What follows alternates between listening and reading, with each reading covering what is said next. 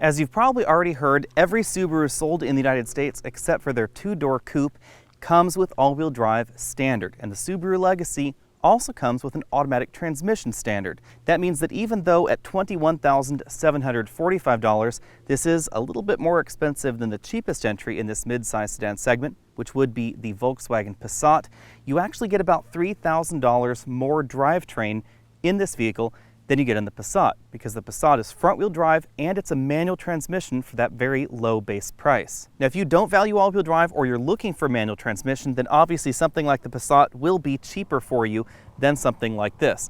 But if you are looking for all-wheel drive or an automatic transmission, at least in your base model, then the Legacy is considerably less expensive than your average mid-size sedan. In fact, at this time, there are only 3 vehicles in this mid-size sedan segment that even offer all-wheel drive. We have this model right here, which has all-wheel drive standard. Then we have the Chrysler 200 and the Ford Fusion. The important thing to know there is that the all-wheel drive Fusion will set you back around $28,500, and an all-wheel drive Chrysler 200C will set you back about $29,500, significantly more than a base model of this. Subarus of the past, including the Legacy, have looked a little bit out of the ordinary. They were a little bit quirky, but this generation of the Subaru is going for a very mainstream look. We have this sort of trapezoidal front grille, which looks reminiscent of the Fords and the Hyundais on the market right now. Some very attractive and elegant headlamps. Our particular model has these projector low beams and reflector high beams. We also have fog lamps in our particular model, and they do function as cornering lamps as well. So when you're turning the steering wheel, they will illuminate one side or the other to help give you a better view. Also up front, our model has the optional EyeSight camera system. This does give you adaptive cruise control and collision warning and collision mitigating without a radar sensor. It is kind of a unique system out there on the market. It uses a stereo camera, so there's one over here, and there's one right over there. They're on the inside of the car behind the windshield. That means they're a little bit less prone to damage if you happen to rear-end someone accidentally. Logically, the EyeSight system should result in slightly lower insurance rates depending on your insurance company. The EyeSight system in this Subaru also gives you lane departure warning, and it is a full speed range system. That means it's effective from 0 all the way on up to about 85 miles an hour or so. Now, top-end speeds in camera-based systems like this are lower than radar-based systems, and radar-based systems may operate a little bit more effectively in inclement weather like fog. The key to this particular system is that if you can't see the car in front of you, the cameras can't see the car in front of you because it is looking through the same windshield as you are. The Legacy has grown in length over time, but it is still a little bit shorter than some of the entries in this segment, namely the big boys like the Accord, the Camry, and the Ford Fusion. In terms of overall profile, Subaru has gone for a more coupe-like profile. They've really dropped the roof line down here towards the rear. You'll find this same sort of style cue on the Chrysler 200 and the Ford Fusion.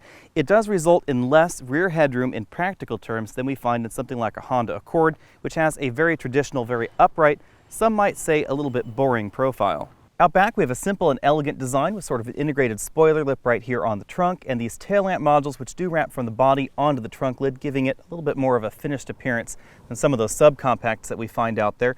The model we're taking a look at has a very well integrated backup camera right down there. We don't have a keyless system on this particular vehicle, so you can't just walk up to the trunk, hit a button and open the trunk. You do need the remote control or the key. And we have a single exhaust tip down over here on the driver's side. The cutout over there on the passenger side of the vehicle is a perfect example of how Subaru is able to offer this vehicle at this price, because some of the competition wouldn't go for a cutout. They would actually replace the bumper in a model that had a single exhaust tip on it. Subaru doesn't do that in order to help save money and give you that standard all-wheel drive system and the standard automatic transmission. It's a great trade-off in my mind. Our tester uses the new 2.5-liter 4-cylinder horizontally opposed engine from Subaru. It produces 175 horsepower and 174 pound-feet of torque. Now, your average entry in this particular category would have an inline 4-cylinder engine. So that means that all the cylinders would be arranged in a little row across the front between that axle and between this axle right here. This engine is a little bit different. It has 2 banks of 2-cylinder engines. So there are 2 cylinders on this side, 2 cylinders on that side, and they're actually meeting together in this fashion. That's why they refer to it as a boxer engine. The optional engine is a 3.6-liter 6-cylinder engine, but it's not a V6. It is another horizontally opposed engine, and that produces 256 horsepower and 247 pound-feet of torque. Different from the last generation of Legacy, the 3.6 no longer gets a traditional automatic. Both engines are mated to essentially the same CVT and an all-wheel drive system standard. The all-wheel drive system is also a little bit different than previous Subaru all-wheel drive systems. This one now uses a multi-plate clutch pack to send power to the rear axle, and it does tend to bias the power towards the front. Thanks to the CVT and this all-new engine, fuel economy is especially impressive in the 2.5-liter engine, getting 30 miles per gallon average and 36 on the highway. If you get the 3.6-liter engine, then that highway figure does drop down to 29, and your realistic average will be definitely below this. So why a boxer engine? In truth, in this day and age, it's mainly about nostalgia, marketing, and trying to be a little bit different from the competition. Boxer engines are in generally a little bit smoother than their inline counterparts, except for inline sixes, of course. They also tend to be a little bit more compact, and compact is important in this vehicle because the drivetrain is actually more closely related to something like an Audi with Quattro than your average entry in this segment. That's because even though this vehicle defaults to sending most of its power to the front axle, the engine is installed in the engine bay in a manner more typically associated with rear-wheel drive vehicles. Very similarly to Audi's Quattro system, the all-wheel drive componentry is also located right inside the same case as the transmission. That means that the engine is entirely in front of the front axle, again very much like an Audi with Quattro. Very much like Audi's traditional Quattro system, because the engine is entirely in front of the front axle, we get a weight distribution front to rear that is very similar to every other entry in this segment. So there's really no weight advantage front to rear for having your drivetrain in this orientation. But using the boxer engine does shift the weight a little bit lower in the vehicle than you traditionally find out there. Front seat comfort is good in our model. We have a multi-weight adjustable driver's seat with a 2-position lumbar support, and we do have a tilt telescopic steering column with a moderate range of motion. You will find more comfortable seats in some of the entries in this segment, specifically the Chrysler 200 in top-end trims. It's more adjustable, and certain versions of the Honda Accord. Headroom up front is very generous in our non-sunroof equipped model. I still have about 2 inches of headroom left right here, and I am sitting in a relatively upright position with the seat a great deal off the floor. Although the Legacy has grown versus previous generations, the rear seat is a little bit more compact than some of the competition. It's not in the legroom, however. As you can see, I have very generous legroom right here. It's really just the headroom because my hair is brushing the ceiling, and depending on how tall you are, your head can touch the ceiling. Now, if I move over to the middle seat, you'll notice that we have a hump that's a little bit more exaggerated than your average front-wheel drive entry. Drive shaft has to go somewhere, and my hair again touches the ceiling. The middle seat is positioned a little bit higher and a little bit further forward than the outboard seating positions to help give you a bit more room. And if I move over all the way to the right side of the car, this front seat was adjusted for a 6'5" passenger. I still have about 4 inches of legroom left. If you're the kind of person that likes to lean all the way back in the seat and have your head touching the headrest, my head does touch the ceiling in that instance. Now, in the back, we don't find any storage cubbies, but we do find 2 fixed cup holders, and we don't have any air vents in the back. Again, those are trade-offs for that standard CVT and the standard all-wheel drive system. The rear seats do fold flat, but they don't fold flat with the cargo area, they fold flat with themselves. There is a small ramp to help you get cargo up onto the rear seat backs. Now, you should know there is only a release in the trunk. There isn't one in the vehicle. At 15 cubic feet, the trunk is sizable for this particular segment, but unlike some of those other products out there, we can't put 24-inch roller bags in that position and still close the trunk lid. You will find the releases for those rear seat backs, again, right back here in the cargo area, but aiding in cargo practicality, we have hidden hinges, which is really my preference in this segment. It's something that very few of the entries do. That means that these hinges do not impact the cargo area. If you can jam the cargo right in there on either side, the trunk lid will close.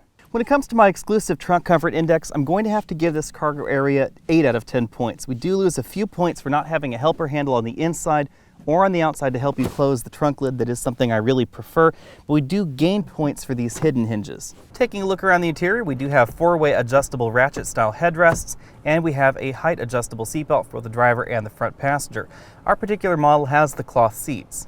The front doors use a large portion of soft touch plastics as well as fabric, so this section right in here is all fabric trim. We also have plastic trim that sort of imitates knurled knobs, and then we have a very thickly padded armrest for the door with some additional storage cubbies down below. Moving over to the dashboard, you can see that we have higher quality parts than we found in previous versions of the Legacy. Soft touch upper console here. You will find hard touch plastics below it. More of that knurled trim right here. And then we have a moderately sized glove compartment below that. Moving over to the center of the dashboard, we have 2 large air vents right here with the hazard light button. And our particular model has the optional 7-inch touchscreen infotainment system. If you want to know more about this, then go ahead and click that banner at the bottom of your screen. You'll be taken on over to our dedicated infotainment review. There are essentially 2 different versions of the system, and the only real thing that you need to know is that if we're taking a look at the apps screen in this particular model in the United States, we don't get mirror link. We're told that may come at some point, but at this time, it's not available in this particular market. This is an all-new system for Subaru, and it's significantly improved over the last generation. Below the infotainment screen, we have our 2-zone climate control system and heated seats in our particular model. And then below that, we have a closable storage cubby right here, which does reveal 2 USB ports. You can see I have 2 cords right here, and they are capable of charging high-draw devices like iPads. You'll also find the auxiliary input and a 12-volt power outlet there. Working our way down from there, we have a very traditional console shifter all the way down for drive, over to the left for manual, and then we use the paddles on the back of the steering wheel for gear selection, electric parking brake, hill descent assist that helps keep your speed down when going downhill, small storage cubby right there, and 2 cup holders. This is not a graduated cup holder, but actually a removable liner for smaller drinks. Behind those, we have a large and softly padded center armrest, which does open to reveal a very deep storage cubby. It was able to fit a gallon of milk there on its side. We have a little storage divider there for wallets and other items. Over on the driver's side, we have a 4-dial instrument cluster with our speedometer on the right, tachometer on the left, and a color multifunction display in the middle. The multifunction display is controlled via these buttons on the steering wheel, and we find fairly typical displays like our trip computer right up there on the top. We can cycle through that. You'll also find certain vehicle settings available in this particular menu, and then we get this stationary miles per gallon display that shows how your average is being affected. So right now, as we're idling here parked, our average is going down. That's why that bar is all the way to the left on the minus section. In the middle, we have our radar cruise control display right there. So we turn that on, you can see that it's set. We can set a particular speed and the following distance between us and the vehicle in front of us. If a car was there, it would actually show a little icon there. This is also where you get feedback like your collision warning as well as lane departure warning. Below that, we have our trip odometer as well as our regular odometer and the transmission gear indicator. Moving out to the steering wheel, we have a 3-spoke design with shift paddles on the back, down on the left, up on the right, and they do move with the steering wheel. We have our radar cruise control buttons on the right side of the steering wheel. That's on, off, distance set, and of course our speed over there. And then on the left side of the steering wheel, we find our audio commands. So it's volume up, down, track forward, backward. And then the rest of the buttons actually relate to that infotainment screen there in the dashboard. We have a source button here, a voice command button, and dedicated phone hang-up and pickup buttons. When out on a gravel road like this, the important thing to know about the Subaru all-wheel drive system is that not all Subaru all-wheel drive systems are exactly the same. There are actually several different versions. The Legacy uses one of the newer systems, which has a multi-plate clutch pack to help send power to the rear.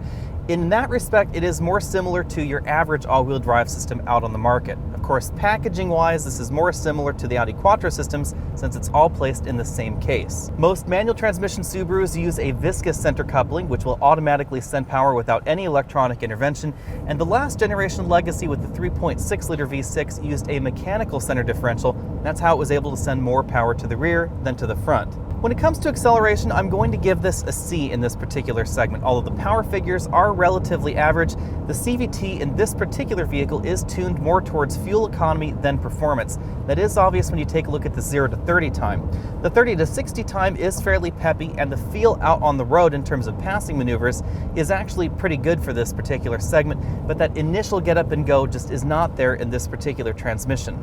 Of course, in inclement weather, you will get better acceleration times because you will have much better traction, and there is 0 torque steer in this particular vehicle. There's also 0 torque steer in the 6-cylinder model, and that's not something you find in the competition that's front-wheel drive.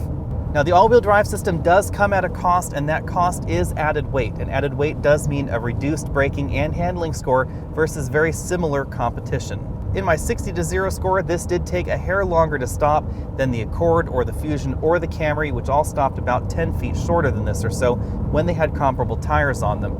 Now, some of the competition is both lighter and has wider tires, and so those will of course handle and brake a little bit better. When it comes to handling, I'm going to give this a B+, because handling is quite good. It's not quite as much fun as a Mazda 6 or certain versions of the Fusion or Chrysler 200, but it's definitely above your average entry in this segment. It's above the Toyota Camry in pretty much all versions, better than the Chevy Malibu, etc. I would actually rank handling very similar to the current generation Volkswagen Passat. A lot of that has to do with the all-wheel drive system, because neutral handling isn't going to be that much different. This still has about 60% of the weight up front like your average mid-size family sedan, but when we're going into corners like this, if we apply power, you get a very different feeling than your average mid-size sedan, because the power can go to the rear and it can help rotate you around the corner. You don't get that same kind of pushing in the corners that you get in a Camry or an Accord. Although it seems that Subaru has stiffened the ride in this particular version, it is still a very compliant family sedan type ride, so I'm still going to give this about an A- or so in terms of overall score. The ride is not quite as supple as some of the softer sedans out there, but then also handles better than those softer options. The softest option in this segment is probably going to be the Toyota Camry, but it's going to give you the least appealing handling, except if you get some of those slightly sportier versions. When it comes to cabin noise, I measured 73 decibels at 50 miles an hour, which does make this among the louder entries in this particular segment. Of course, you also have to keep in mind this is one of the least expensive entries in this segment, so I don't really consider that to be too much of a problem. Something like a Honda Accord or certain versions of the Toyota Camry will be a little bit quieter, as will the Ford Fusion and certain versions of the Nissan Altima. In addition to power on cornering, like we're going around this corner right here, the Legacy also really excels when it comes to fuel economy, because this week I have been averaging 28 miles per gallon in this all-wheel drive model, and I've been driving it exactly the same as every other mid-size sedan I've tested. Now, some of you have asked me to comment on oil consumption, and in my opinion, the oil consumption and the high fuel economy are directly linked with one another. One of the ways you can reduce friction is by installing low friction rings in the cylinders. Unfortunately, low friction rings can tend to allow more oil into the cylinders. Now, I'm not entirely sure on this one, but I suspect that the horizontally opposed design of the engine may also factor into that just a little bit, just because of the orientation of the fluids in the engine. Now, in addition to the rings, this particular engine design also uses very low viscosity oil, which can increase oil consumption. Of course, we won't know how much that factors into it and how much the rings factor into it until Subaru publicly comments on it, but I will say that personally, I don't really mind it. Now, I know that may surprise you, but personally, I am willing to trade a quart of oil every 3,000 miles or so for the impressive fuel economy we get in this particular vehicle. All-wheel drive systems will always drop your fuel economy, and it's particularly impressive. The fuel economy is very similar to the other four-cylinder economy options, even though we have that all-wheel drive system. Unlike some of the competition, pricing for the Legacy does not climb into the nosebleed section. It starts at $21,745, and there are really only 4 different versions. The premium trim is the one that we've been taking a look at here. That starts at $23,845 and allows you to start adding options to the vehicle like the eyesight system and a moonroof. $26,845 buys the same 4-cylinder engine and the limited package, which gives you leather inside and the availability for a few other options. If you want your top of the line model, that would be the 3.6R at $29,945. And this model, as we've been testing it here, is right around $26,000. Again, keep in mind that all-wheel drive is standard on all Legacies. And if you want all-wheel drive in your competitive vehicles, the Fusion and the Chrysler 200 are your only options, and the Fusion is $28,435, and the Chrysler 200S would be $29,370. Now, the Chrysler forces you to get a V6 in order to get that all-wheel drive system, and the Fusion forces you to get their top-level turbocharged engine in order to get all-wheel drive. Both of those will be considerably less efficient than the vehicle we've been taking a look at here, as well as being considerably more expensive. The best value in this segment, in my mind, is the limited 4-cylinder version of this in base trim, because it represents an incredible value over the competition. For nearly $2,000 less than the cheapest Ford Fusion with all-wheel drive, we get a decent amount of feature content in the Subaru. You'll also get exceptional fuel economy, because I have been averaging 28 miles per gallon in this particular model. Of course, when it comes to absolute value, it is really hard to beat the base version of this particular vehicle, because for $21,475, again, you do get the automatic transmission and all-wheel drive. I know I keep repeating myself there, but that really is the key to understanding the value here. That actually makes it a lot easier to cross-shop this with some of those subcompacts out there in their higher trims. Because if you're looking at a decently equipped Volkswagen Jetta and you're taking a look at a mid-size sedan, keep in mind that that Passat will be manual transmission only in that base model, and it's not going to have all-wheel drive. So how good is the fuel economy? Well, the Honda Accord and the Nissan Altima do beat this particular model at over 30 miles per gallon in my tests. I'll let you refer to that chart over there on the side of your screen. It actually beats the Toyota Camry by a little bit, and it is only a hair below the 1.8-liter turbocharged version of the Passat and the small EcoBoost engine available in the Fusion. Now, if you're not impressed by that number, again, I have to go back to the fact that this does have a standard all-wheel drive system, and those other vehicles are all front-wheel drive. In this particular category, normally all-wheel drive would deduct between 2 and 3 miles per gallon. Of course, the real star in terms of fuel economy in this segment, as I've said before, really is that V6 Nissan Altima that somehow manages to get a sub-6-second 0 to 60 time and gets 27.6 miles per gallon. When it comes to driving dynamics, this generation of the Legacy really has upped Subaru's game in this segment. It doesn't feel quite as dynamic as certain versions of the Chrysler 200, the Ford Fusion, or the Mazda 6, but it is still a good competitor in this segment. It actually feels a little bit better sorted than most versions of the Toyota Camry or the Honda Accord. Tire size is important in this particular segment because our 2.5-liter tester right here does have 225 width tires, and those are narrower than the tires that you'll find in some of the competition. It's also a little bit heavier than some of the competitors. The Nissan Altima specifically is very light, and this can be about 500 pounds heavier depending on how you configure it. 500 pounds in a vehicle that weighs about 3,100 pounds for the Altima, that's a pretty big difference. Of course, the driving dynamics are most affected by the standard all-wheel drive system in this vehicle because we get zero torque steer. You can just turn the wheel as hard as you want, even on a gravel surface like this, floor it, and you will get traction, and you won't get traction in the competition at this price.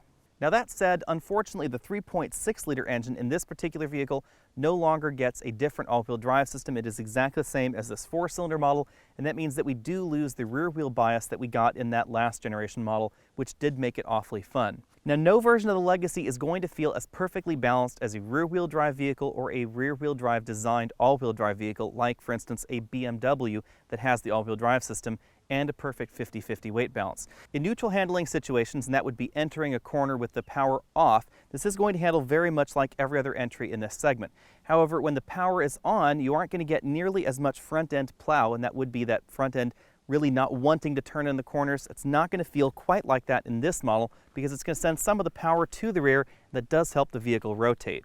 Overall, the Legacy is a very solid entry in this segment, especially if you value all-wheel drive. Now, if you don't value all-wheel drive and you want luxury features, you want a slightly nicer interior, you want wood trim, those sorts of things going on, then this is not going to be the right vehicle choice for you. If you're looking for the absolute best in fuel economy, the Honda Accord Hybrid, the Passat Turbo Diesel, and the Nissan Altima 4-cylinder will give you the best numbers in this segment, but they'll get a little bit more stuck in the snow than the Legacy would.